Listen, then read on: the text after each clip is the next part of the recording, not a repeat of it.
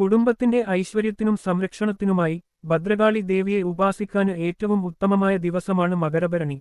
ആദിപരാശക്തിയായ ഭഗവതി ക്ഷിപ്രപ്രസാദിയും ഒപ്പം ക്ഷിപ്രഗോപിയുമാണ്. ഈ വർഷത്തെ മകരഭരണി ജനുവരി 27 ചൊവ്വാഴ്ചയാണ്. ഭദ്രകാളിക്ക് പ്രാധാന്യമുള്ള ചൊവ്വാഴ്ചയും ഭരണി നക്ഷത്രവും ഒത്തുചേരുന്നത് ഇരട്ടി ഫലദായകമാണ്. മകരഭരണിയുടെ തലേദിവസം ആരംഭിക്കുന്ന വ്രതം കാർത്തികനാള് രാവിലെ വരെ പാലിക്കണം.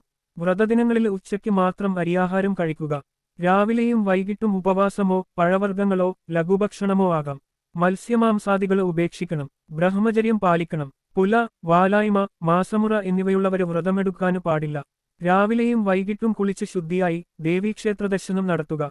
വ്രതസമയത്തും ജപസമയത്തും ചുവന്ന വസ്ത്രം ധരിക്കുന്നത് ദേവീപ്രീതിക്ക് നല്ലതാണ്. ഭരണി നാളുകളിൽ വീടുകളിൽ രണ്ടുനേരവും നെയ്വിളക്ക് കൊളുത്തി ഭക്തിപൂർവ്വം മന്ത്രങ്ങൾ ജപിക്കുന്നത് അത്ഭുതകരമായ ഫലങ്ങൾ നൽകും. വിശ്വാസങ്ങളെയും ആചാരങ്ങളെയും സംബന്ധിച്ച കൂടുതൽ വീഡിയോകൾക്കായി ഈ വീഡിയോ ലൈക്ക് ചെയ്ത് ചാനൽ സബ്സ്ക്രൈബ് ചെയ്യുക. നന്ദി.